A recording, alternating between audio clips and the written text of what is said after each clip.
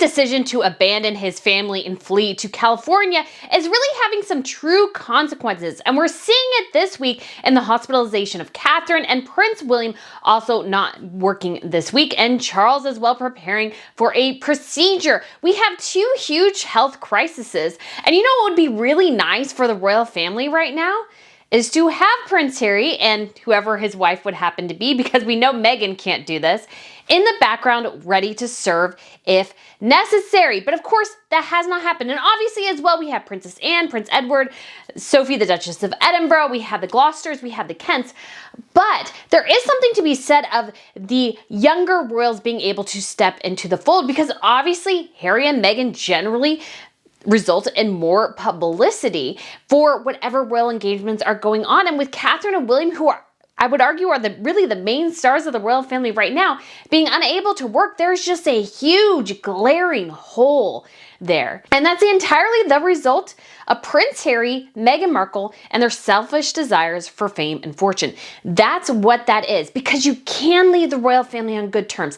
It is entirely possible. And we have a fantastic example that just came up today that shows how royals can lead a mostly private life, yet at the same time still be on the back burner and available for certain events as necessary. And Harry and Meghan could have been key in this period of time where Catherine is recovering. But because Hollywood fame and fortune, money, and Meghan's desires were more important than family, that's where Harry and Meghan are right now. And that's a result of Megxit. We're going to talk about that today. Megxit and Charles's decision to slim down the monarchy, which I think are all having grave consequences right now. But if you guys haven't been to Royal News Network, my name is Brittany. I provide you all compelling royal commentary. So if you like all the happenings going on with the royals and everything, all the dramas, all the behind the scenes things, feel free to hit that subscribe button. I would love to get to 150,000 subscribers. We are close. I can't even remember, 137, 138. So if you guys want to hit that subscribe button, that would be awesome, because I'd love to get to 150 here really soon. And so guys, thank you so much. And I also, if you love talking about royals and you want other people to talk about royals with, because I can guarantee you, sometimes your family and friends, it starts to become a little bit annoying and they're like, oh, why are they talking about these people again? You can check out a trip I'm having to Scotland. It'll be all royal watchers pretty much. We talk about Harry and Meghan and Catherine and William, just all the things going on behind the scenes, all with the picturesque background of Scotland. So if you're interested in any of that, feel free to hit that link down below. We'll start in Edinburgh, go all the way up to the Isle of Skye in the north, and come back. So this is a huge trip where you get to see a lot of the country. So feel free to go ahead and check that out. And before we go into really the consequences of Megxit, which have multiple layers, let's talk a little bit about Harry's loss of his court case, because that is hysterical. Yes, oh yes, he didn't lose it. He withdrew his court case. And now apparently he might be on the hook for $750,000 or 750,000 pounds, because he has to cover his legal fees, which were 500,000 pounds, and the Daily Mail's legal fees, which were 250,000 pounds. Now remember, Harry was suing the Daily Mail, and this is over a story regarding his security. Harry is obsessed with his security. And let me be frank and clear. Harry, if he really needs Met security, if there's a credible threat on his life, the life of his family, he will get that if he's in the UK. If not, he is a celebrity, he has chosen a private life, he can contract his own security, and yes, the paparazzi may follow you. But guess what? When you leave a job, you leave the perks, and that includes government-funded security as well. Because if his other case regarding actually getting the security back goes forward, basically the Met would be available to anybody who would want to purchase that level of security. But Harry's particular case here is about the Daily Mail saying that Harry tried to conceal his court case against basically the government, saying he wanted the security, that they said he tried to conceal that from the public, and that's what he was suing over. But he had to withdraw because he didn't have the evidence, or the evidence itself might implicate him, because I actually truly do believe he wanted to keep that hidden from you, the British taxpayers, if you're British. He didn't want you to know that he is suing the government so he could get his taxpayer-funded security back, although he claims he will pay for it. But like anything, even if he is quote-unquote paying for it, it probably doesn't include all the little incidentals. So somehow, if you are a British citizen and Harry gets his security back, at some point you will be on the line for some part of his bill in one way or another. Or they should just jack up the price and charge him up the wazoo for this if he's insisting on having this, because he doesn't need it. You're the spare, Harry. Nobody cares. That's the reality of the situation, is that people want to target people generally in power, which Harry and Meghan are not. So, but I have to read you a little bit of a line from the Times because it is hysterical. Such dry British wit in the most premier newspaper of the country. And I think shows too, because they did this whole piece last year talking about how everybody was just sick of Harry and Meghan and them having these titles.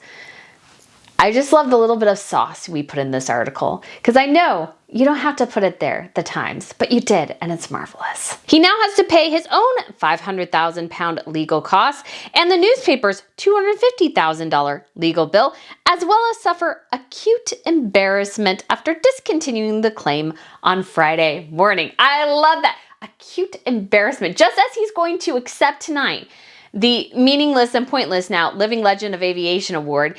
He is also suffering acute embarrassment and a massive, massive legal bill, potentially.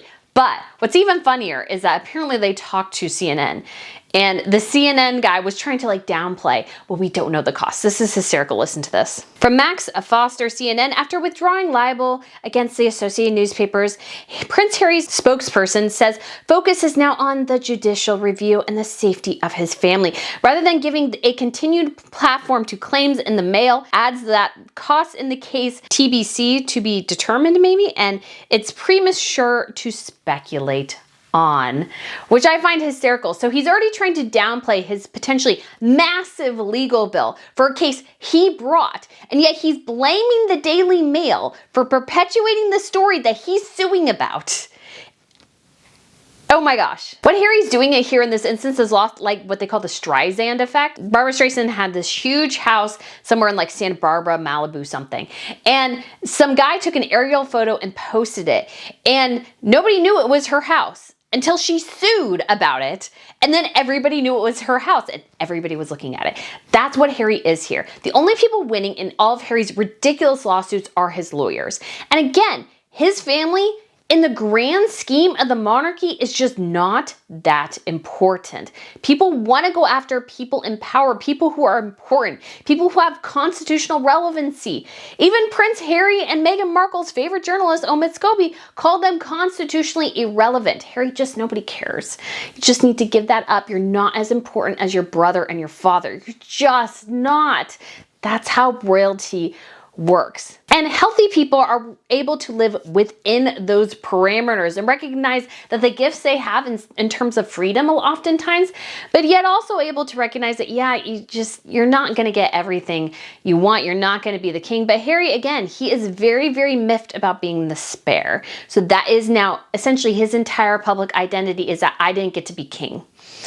Is there a Lion King song that we can create? I can't be king, instead of I can't wait to be king, I can't be king. That is Prince Harry's, just his whole vendetta is I can't be king and everybody must suffer because I cannot be king. And this has some real consequences for the royals in general, because Harry and Meghan, yes, they were problematic. Yes, I think they were kind of terrible royals.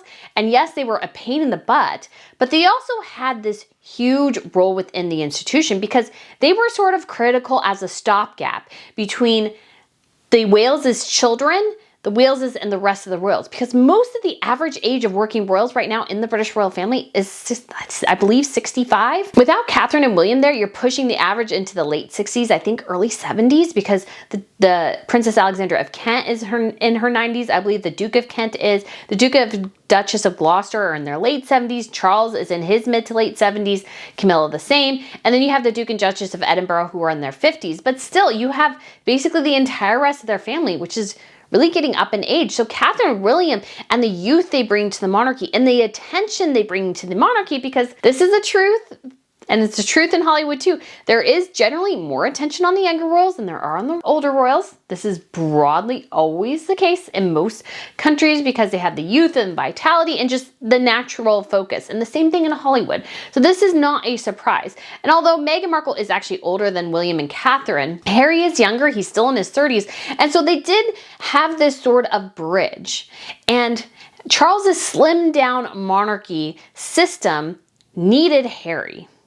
And Charles has not adjusted, and it's not working because with the Duke of Kent is close to retiring, Princess Alexandra of Kent is essentially not a working royal anymore, and used to have the Duchess of Kent, so the Duke of Kent's wife, and she's no longer a working royal, and the Duke of Duchess of Gloucester. So they're older, so at some point they're going to be phased out, and then all you're left with, oh, and I forgot Princess Anne. Can't forget Princess Anne. She is the hardest working member of the royal family by far.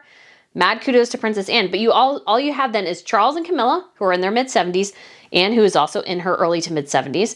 Then you have the Duke and Duchess of Edinburgh, who are in their 50s, more late 50s. And then you have Catherine and William in their early 40s. So you have this huge sort of age issue within the British monarchy, which doesn't exist in other royal families.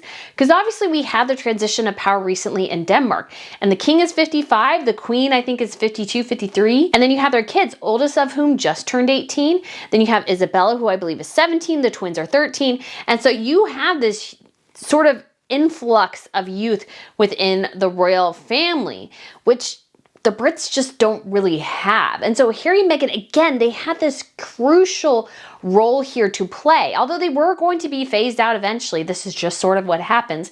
But they were there to help between the Waleses kids and the Waleses themselves. And now they don't have that. And with the loss of Catherine and William, that's just a huge, huge glaring problem now. That's a huge problem that everyone can see. And again, this was a surgery that came up, I think, very quickly. We know that Catherine and William, there had been reports that they were planning a trip abroad to visit troops overseas for February, and that just came out last week. So this was a very, very sudden procedure. Yes, it was planned, but it wasn't like emergency, like they found something and they had to wheel her in immediately.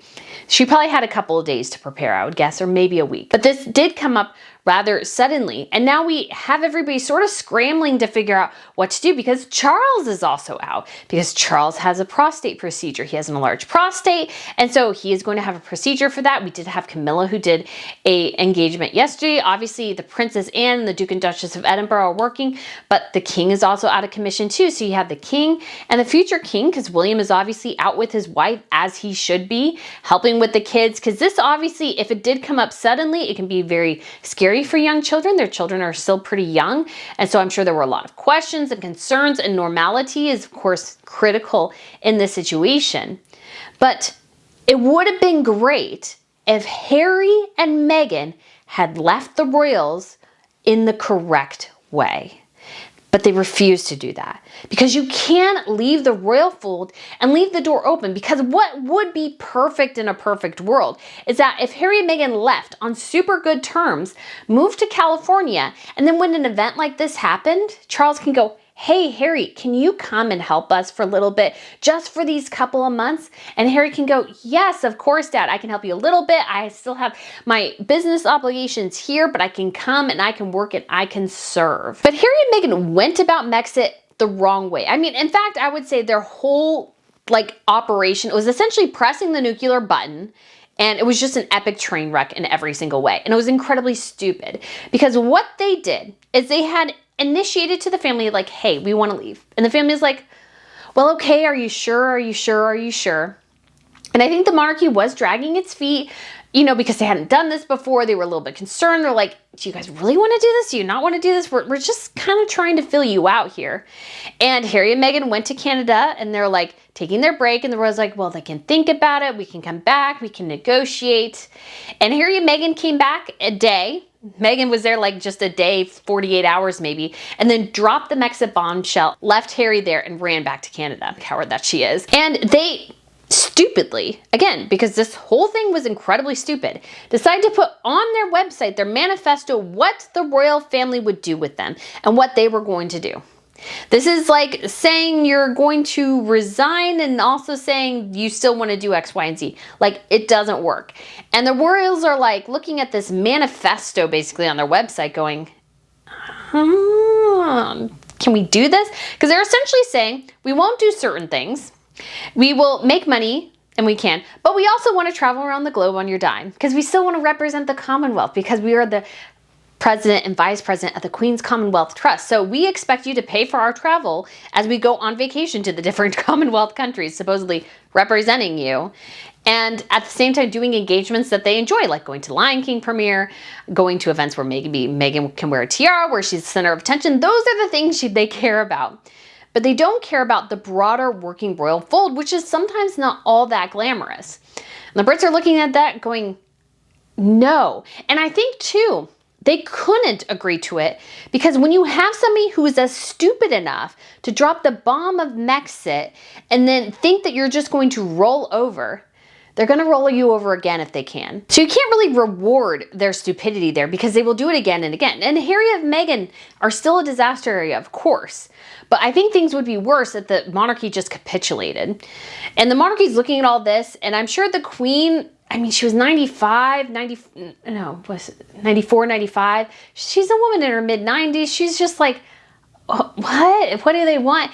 And I think William, and probably Charles as well, though I think William was more the instigator, was like, this doesn't work. They can't make these demands. They can't do this. They have to work within the system. If they can't work within the system, we can't work with them moving forward.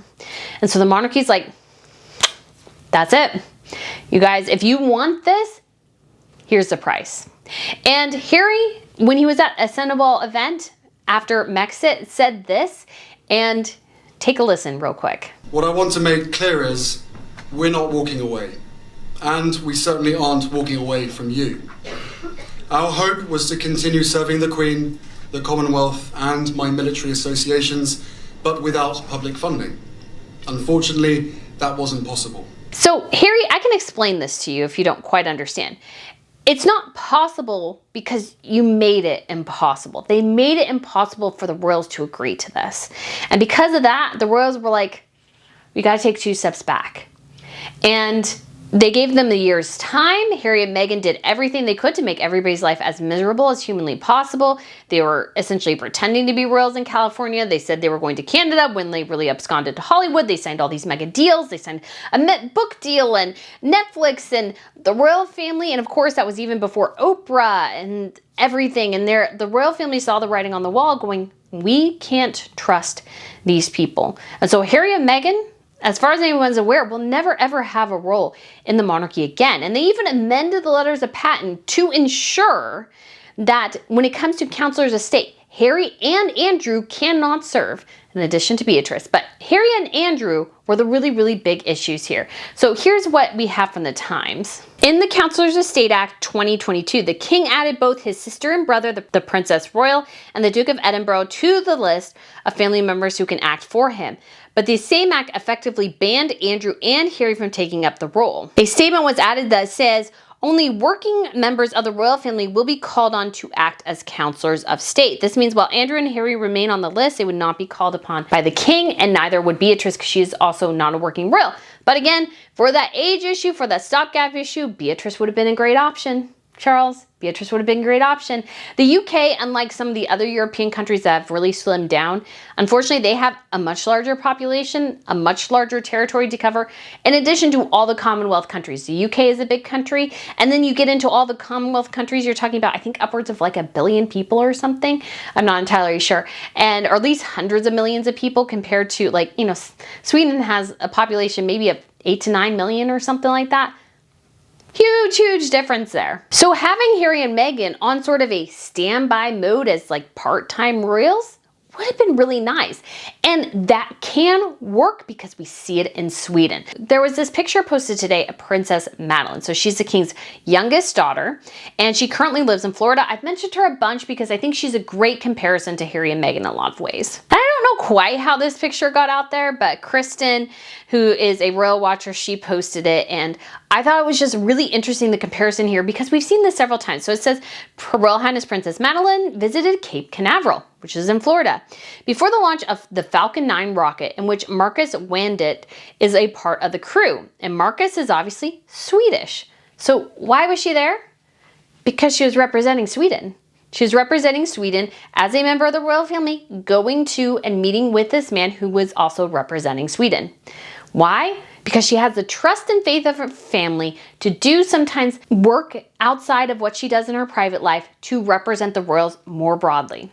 which is fantastic. She also did this in December. She was invited to go up to the Swedish embassy for a Nobel laureate dinner, and she did so with her husband. And she has done little engagements throughout Sweden. She's gone to like Swedish churches in Florida. She's gone to various Swedish events in Florida. And I would say these happen like every couple of months. And then if needed as well, so for example, while her sister Crown Princess Victoria and her husband Prince Daniel were actually at the Royal Variety Show with Catherine and William, Madeline was actually in Sweden. And although I think it was more personal because her mother was turning 80, they didn't really probably need her to travel while Victoria was out of the country. I think you could see a situation where if Victoria was very sick or there was just some situation where they needed an extra pair of hands, they could say, hey, Madeline, can you come over for like a week or two? And she's probably like, most likely, sure, I can do that. And so she would travel to Sweden, do a couple of royal engagements, and fulfill a role that is needed just in that moment, and then go back home and be perfectly fine living a normal private life. I think she enjoys her private life. She has 3 children. I think she loves Florida. She does have to move back to Sweden, but that's more because of parliamentary measures. So her children cannot stay in the line of succession or retain their titles if they're not educated in Swedish schools, which I think the letters of patent needs to be amended to reflect that. If you have a British title, you must be raised in the United Kingdom and go to UK schools. That should be just totally obvious, but again, the British letters of patent, which were made in 1917, desperately need to be amended for modern times. They don't work anymore. Charles needs to rehash what was there because it needs to reflect the modern era and the problematic elements of Prince Andrew and Prince Harry. It just does. So again, because of Madeline's role, you could really see an opportunity for Harry and Meghan to come in and be a stopgap as necessary. And obviously Charles can elevate Beatrice or Eugenie. He probably won't, but he could, and he won't probably because of their father has become too problematic for them to be working royals. But it would have been lovely if he could, because they need more working royals in the fold. The loss of Catherine and William means there's a huge chunk of royal press coverage that just won't happen because they're not there. And that's a problem going forward. And obviously it's a problem highlighted. And of course, once George and Louis and Charlotte become of age, we'll get just a huge amount of coverage from them. But right now, we're sort of in a critical time because Charles is not a super popular monarch. Camilla's not a super popular consort. Their most popular figures are Catherine, William, and of course Anne. Can't forget Anne. But Catherine and William are their huge media drivers. And without them, that's just a really, really big issue. And one I think the Brits have to figure out. And again, Princess Madeline shows that it is entirely possible to be a part-time working royal. But I think what's critical about Princess Madeline too is that she helps her mother's charity Childhood. And so her husband has his own business stuff that's totally separate from whatever the royals do. And could you argue that he can make connections at royal events? Probably, but he broadly does everything without any of that. And honestly, most of the time he looks totally bored at most of royal events. You could just tell he's thinking to himself, oh, this is stupid. But he does it because he loves his wife. That's why he does it. And she's very beautiful. So he does it, but he's not like thrilled by it, which I think is kind of awesome in a way because he's not so in love with the lifestyle that he's willing to change everything to abuse it to help himself. And so I think Madeline being part of a charity is better because she can go to the events and she's not trying to make business connections. She's not trying to make money. And I think that's why Harry and Meghan's Megxit strategy couldn't work. It's because the royals could not trust them to not abuse and misuse whatever platform within the royal family they gave them. And that I think is so sad. And I wonder as well, and I know this was reported a bit, I wouldn't be surprised at all if Harry and Meghan got the news about Catherine and Charles the same time the rest of the world did, if not a couple of minutes before. And that's exactly what Harry and Meghan did to the royals with Megxit, their Megxit statement. But the royals didn't do that because they're petty. They did that because they can't trust Harry and Meghan. And how sad is that? Harry abandoned his family for Hollywood. And when his family really needs him, he can't be there because he's made himself so toxic, so damaged within the family that they can't accept his help at all. So even if he wanted to help, the royals would just show him the door. So guys, let me know what you think of this video. Thank you so much for watching. I so appreciate your support, and subscribe and like and do all the things you're supposed to do, which I don't ever remember to talk about. So guys, thank you again, and I look forward to seeing you again soon. Bye.